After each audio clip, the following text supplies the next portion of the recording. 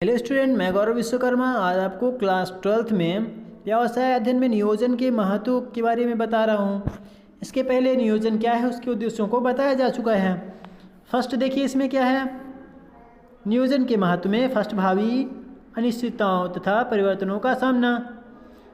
ठीक है, तो नियोजन क्यों किया जाता है? नियोजन इसलिए किया जाता है ताकि हमारे सामने जो अनिश्चितताएँ हैं उनका हम सामना कर सकें। सेकेंड, संगठन को प्रभावी बनाना। अब नियोजन के माध्यम से संगठन एकजुट होकर कार्य करेगा। ठीक है, तो क्या होगा, प्रभावी तरीके से कार्य कर पाएगा और अच्छी उत्पादकता होगी।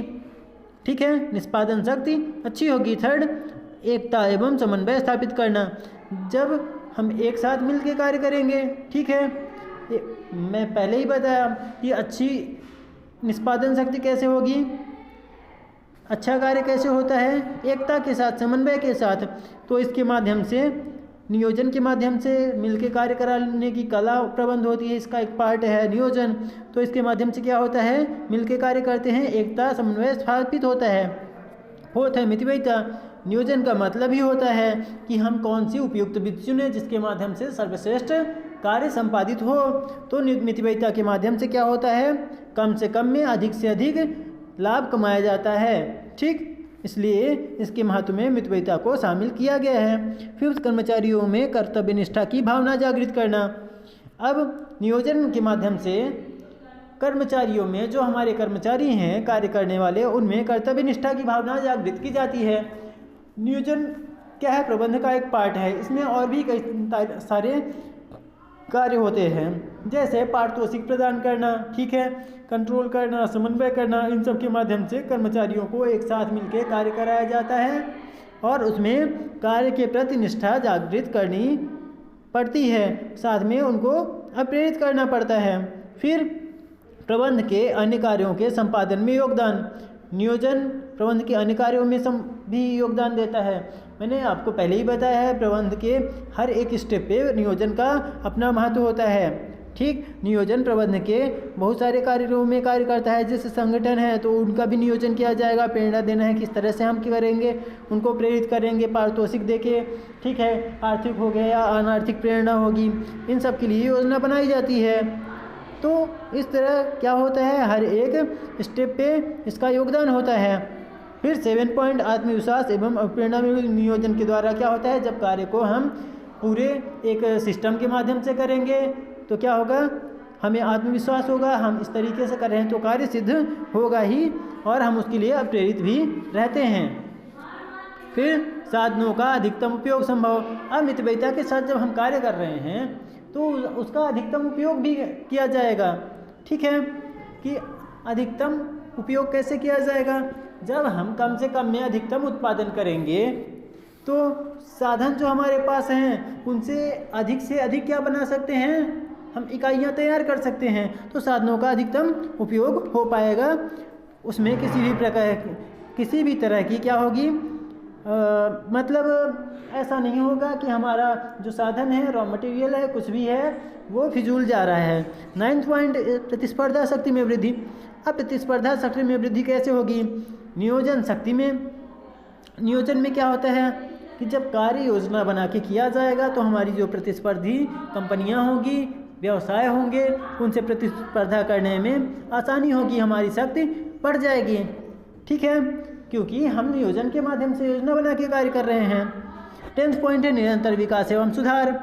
इसके माध्यम से क्या होता है, हम अगर योजना बना के कार्य कर रहे हैं, ठीक है, मितव्ययिता के साथ कर रहे हैं, साधनों का अधिकतम सदुपयोग हो रहा है तो हमारा विकास फिक्स है। ठीक, इस तरह से हम इसके महत्व को पढ़ सकते हैं। अब यह योजनाओं के प्रकार। योजनाएं, प्लान्स जो होते हैं कितने प्रकार के होते हैं, तो विभिन्न दृष्टियों से योजनाएं निम्नलिखित प्रकार की होती हैं। इसमें आप देखेंगे योजनाओं की औपचारिकताओं की दृष्टि से योजनाएं, ठीक है, तो औपचारिकताओं की दृष्टि से 2 प्रकार की योजनाएं बताई गई हैं। क्या क्या, औपचारिक योजना, अनौपचारिक योजना। ठीक है, अब औपचारिक का मतलब आपको सबको पता है, औपचारिक क्या होता है और अनौपचारिक क्या होता है। औपचारिक का मतलब होता है जो योजना सोच विचार कर लिखित रूप से तैयार की जाती है, औपचारिक कहलाती है।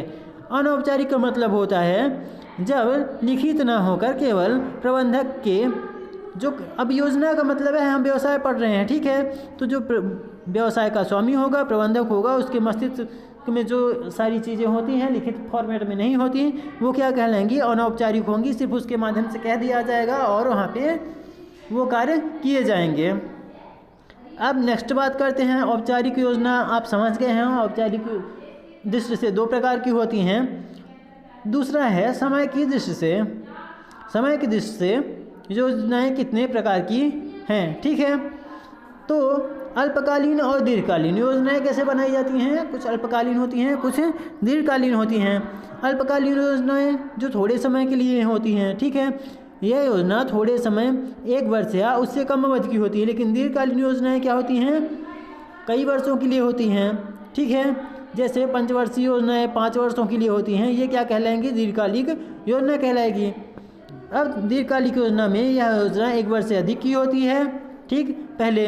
फिर दूसरा, इसमें क्या होता है, दीर्घकालिक योजना तैयार करके दीर्घकालिक योजना में अल्पकालिक योजनाओं को भी शामिल किया जाता है। ये भी आप समझ लो कि दीर्घकालिक योजनाएं जो होती हैं उसमें कई सारी अल्पकालिक योजनाएं होती हैं। तो हमने आपको अभी तक बताया योजनाओं के प्रकार में। औपचारिक योजना, इसमें 2 प्रकार होते हैं, औपचारिक और अनौपचारिक। फिर समय के अनुसार क्या होता है, समय की दृष्टि से भी 2 प्रकार के, अल्पकालिक और दीर्घकालिक, ठीक है, या दीर्घकालीन। थर्ड है प्रबंध के स्तर की दृष्टि से। अब प्रबंध के स्तर की दृष्टि से कितने प्रकार की होती हैं, तो यहाँ पे आप देखोगे 3 प्रकार की योजनाएं होंगी, उच्च स्तरीय, मध्य स्तरीय और क्या होगा, निम्न स्तरीय या प्रथम स्तरीय, ठीक है। तो प्रबंध स्तर की दृष्टि से आप पहले ही जानते हो, प्रबंध स्तर 3 स्तरों में होता है, निम्न स्तरीय प्रबंध, मध्य स्तरीय और उच्च स्तरीय। उच्च स्तरीय मतलब क्या होता है, जो प्रबंधक वर्ग होते हैं। इसमें आप देखिए यह योजना उपक्रम के सर्वोच्च प्रबंधक द्वारा बनाई जाती है। फिर सेकेंड है मध्य स्तरीय। यहाँ पे इसके लिए कौन कार्य करता है, यह योजना विभागीय प्रबंधकों के द्वारा विभागों में निर्धारित लक्ष्य को पूरा करने के लिए बनाई जाती हैं, जो विभागीय होते हैं, ठीक है, प्रबंधक उनके द्वारा। फिर थर्ड क्या है, यह योजना प्रथम स्तरीय या निम्न स्तरीय योजना पर्यवेक्षकों द्वारा लक्ष्यों की प्राप्ति हेतु अथवा दैनिक कार्यों के चालन हेतु बनाई जाती हैं। अब हम बात करते हैं 4th पॉइंट, ठीक है। 3 पॉइंट हमने पढ़ा है, मतलब 3 तरह से। एक क्या पढ़ा, औपचारिक, दूसरा समय की दृष्टि से, तीसरा प्रबंध के स्तर की दृष्टि से। अब उपयोग की दृष्टि से किस तरह से उनका उपयोग किया जाना है। एक स्थायी योजना होती है, दूसरा एकल उपयोग योजना। स्थायी योजना क्या होती है, जिसके अनुसार मतलब काफ़ी लंबे समय तक कार्य किया जाता है, स्थायी योजना कहलाती है। एकल योजना जिसका एक बार उपयोग किया जाता है और उसके बाद उसको छोड़ दिया जाता है, ठीक है, तात्कालिक प्रयोग के लिए बनाई गई योजना एकल योजना कहलाती है। अब नियोजन के तत्व। नियोजन मतलब क्या होता है, प्लान, ठीक है, या प्लानिंग। इसके तत्व क्या क्या होंगे, तत्व में आप सबको पता है, सबसे पहले कोई योजना बनाई जाएगी, किसी विशेष उद्देश्य से बनाई जाएगी। अब उद्देश्य को प्राप्त करने के लिए नीतियाँ गठित की जाएंगी, नीतियों के साथ नियम बनाए जाएंगे, ठीक है। नीतियाँ क्या होती हैं और नियम क्या होते हैं, इन दोनों में थोड़ा फर्क होता है, ठीक है। क्या होती हैं नीतियाँ, नीतियाँ सामान्य या विशिष्ट सिद्धांत होती हैं और नियम विभिन्न विकल्पों में से योजना के सरलतम रूप का चयन नियम कहलाता है। जो सबसे सरल रूप होगा उसको नियम कहेंगे। तो लक्ष्य क्या है, जो हमारा या हमारे व्यवसाय का प्रमुख लक्ष्य होता है। अब लक्ष्य आप सबको जानते हो, ठीक है, लक्ष्य उद्देश्य भविष्य के लिए योजनाएं होती हैं। क्या होती हैं, लक्ष्य होता है कि हम भविष्य में क्या हमारा टारगेट होगा जिसको अचीव करना है, तो भविष्य की योजनाएं होती हैं। नीतियाँ मैंने बता दी, ठीक है, नीतियाँ उद्देश्यों की प्राप्ति हेतु बनाई जाती हैं और नीतियाँ सामान्य या विशिष्ट हो सकती हैं। ये कार्यान्वयन के संबंध में दिशा निर्देश देती हैं, जैसा कार्य करना है उसके अनुसार दिशा निर्देश कहलाती हैं, ठीक है, नीतियाँ। और नियम क्या होते हैं, नियम से आशय उन बिंदुओं से होता है जो व्यक्त करते हैं कि विशिष्ट परिस्थितियों में बिना किसी विचलन के क्या किया जाए और क्या ना किया जाए, मतलब सबसे अच्छे विकल्प का चयन करना विषम कंडीशन में, परिस्थितियों में। अब हम बात करते हैं कार्यविधि की। अब जब कोई भी योजना तैयार की जाएगी उसमें उद्देश्य, नीतियाँ, नियम के बाद कार्यविधि, कैसे कार्य करना है इसके बारे में विचार किया जाएगा। कार्यविधि का अर्थ है उन क्रियाओं या तरीकों से है जिनके माध्यम से नीतियों को क्रियान्वित करके व्यावसायिक उपक्रम के उद्देश्यों की पूर्ति की जाती है, ये कार्यविधि कहलाएगी। फिर कार्यविधि में ये तो हुई कि किस तरह से कार्य किया जाना है, लेकिन किस तरह से कार्य में उसमें कार्य के लिए क्या विधियां प्रयोग की जाएंगी।